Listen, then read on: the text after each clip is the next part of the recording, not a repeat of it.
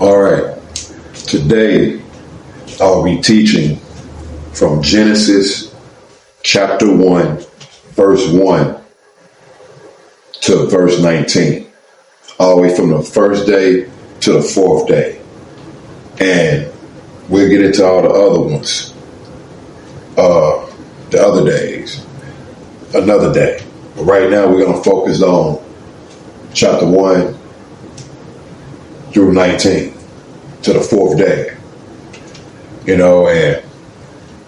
I'm just going to study just every chapter in the Bible so I can get an understanding of what's going on. To make a decision in my life of what I believe in. But there's a lot of things that I've seen in the creation when I was reading it. And I know that the word God appears in chapter 1 32 times. 32 times before in chapter 2, Lord God is mentioned, but we'll get into that another day when we get to chapter 2. Right now, we focus on chapter 1, verse 1 through 19, first day to the fourth day. Of course, it says in the beginning, God created the heavens and the earth. Chapter 1, it says that. So I looked up God in Hebrew, and God's name is Elohim. Elohim is plural, meaning gods, G-O-D-S, supreme, gods. So I'm thinking okay, is there more than one God? So this is telling me this God is named Elohim, okay? This is the God who is creating, because his name, God, in Hebrew is Elohim, but it's, in the Bible it says God. It don't say Elohim, but you got to look it up in Hebrew and say that. So Elohim, word God, is pronounced 32 times in this chapter. But like I said, we're going to focus on the first to the fourth day. Okay? Stay with me. God, Elohim, is plural, so that means there's more than one God. I don't care what you say, that's what it says in black and white. That's what it says in Hebrew. Look it up yourself. Look it up yourself. I don't know why preachers don't teach this. I don't know why they skip over this. I don't understand this. Pastors, all of them. But anyway, verse 2, earth without form or void in darkness. The earth was without emptiness. It was empty. It was empty. And it was dark. You know what I'm saying? It was dark. And they said the Spirit of God, was hovering over whatever, over the waters, which I looked up water, it was flood, just water just everywhere. Elohim in his dark place. So he created light. Verse 3, of course, bright daylight. Then he separated the light from the darkness, called daylight. Then he called the darkness night. It was the first day. Let's get to the second day. Elohim said in verse 6, now listen to me. Elohim said, let there be a firmament in the midst of the waters, and let it divide the waters. What is the firmament? The firmament in Hebrew is, I'm going to try to say it. I said it the right way the other day, but I'm going to try to say it again. Ra-Kiyah is R-A-Q-I-Y-A. That's the Hebrew word. And it means a visible arch of the sky. Visible arch of the sky. So Elohim, God, created a firmament. So there is a firmament. It says it right there in the Bible. It says it right there in the Bible. Why do not pastors back this up when people talk about this? They're like it don't exist. The firmament. It says it in verse 6. Look it up yourself. Genesis chapter 1, verse 6. Oh, no, I don't read the NIV. I read the KJV. I look it up in Hebrew. Don't play with me. Verse 7. Firmament divided the waters which were under the firmament from the waters which were above the firmament, and it was so. So what Elohim did, when it said divided the waters, he split the waters in two with this firmament, One water stayed at the top of the firmament, and one water stayed at the bottom of the firmament. And we'll get into that. And guess in verse 8 what it says. Elohim called a firmament heaven, and the evening and the morning was the second day. The firmament. He called a firmament heaven. He called it heaven. Says it right there. Right there. So you telling me heaven is on the top of us, and it's an arch. It's like an arch separating us, a visible arch. We can see it, but it's up there, but we can't see it. It's just so hard it's so far off because heaven is right up there.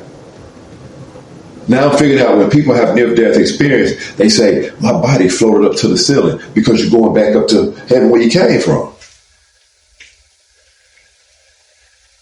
The arch, the firmament. Man, ain't nobody going out of space. There ain't such thing as out of space. It said Elohim created the heavens and the earth. It didn't say Jupiter and Saturn and all that stuff. They can't get past the firmament. And we're going to get into that. You're going to see why they can't get past the firmament. I'm going to show you something too. All right, that was the second day. That firmament separated. It's the waters at the top and the waters at the bottom. Why do you think the sky blue? Man, come on. Third day. Elohim let the waters under heaven gather together unto one place and let the dry land appear. Elohim called the dry land earth. So it's earth. So he let the water that was at the bottom under the heaven, he split it with the firmament, the water. Like, how you split the water in the middle, just, let's say you draw a line in the middle and you split it. That's how he did it in verse 7. You know what I'm saying? What I just went over. Now, the water that's at the bottom is called earth. And so all the water was in one place. But of course, we get into that about everything, about how to want our water. But anyway, Elohim called it earth. So now, the first thing he created, this is important now, nutrition. This is a nutrition moment right here. Listen to this first, too. Light and water. Water was created first. Water was here first. So that means water is good for you. Light is good for you. Sunlight is good. All that stuff is good for you, but we'll get into that another day. But also, look at in verse 11, grass, the herb yielding seed, and a fruit tree after this kind whose seed is in itself upon the earth. It means that plants and fruits that reproduce itself can reproduce itself, not be cloned. We talking about seed, yielding seed, fruit seed. Every plant and herb, vegetable, seed.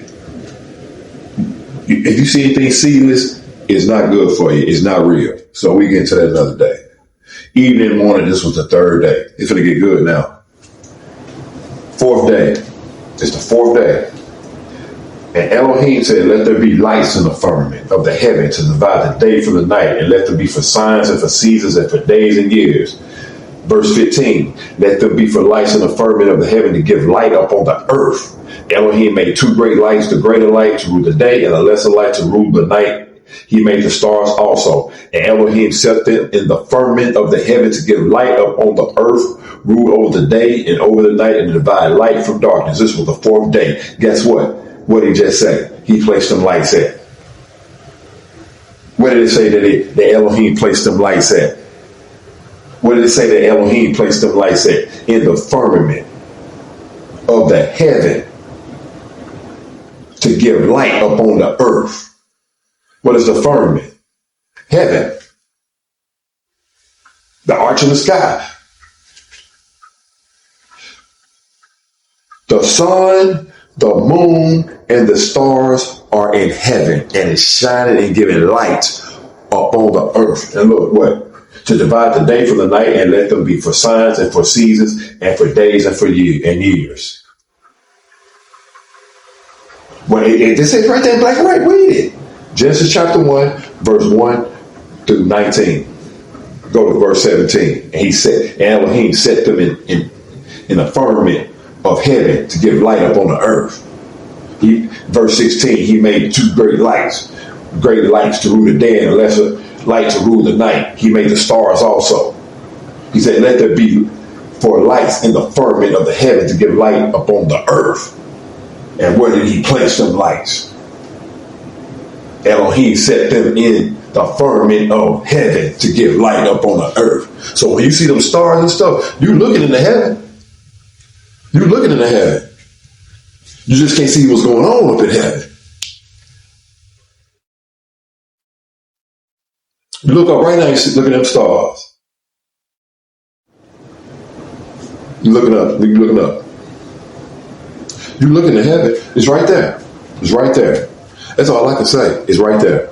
Black and white. Check it out yourself. Let's teach them scriptures.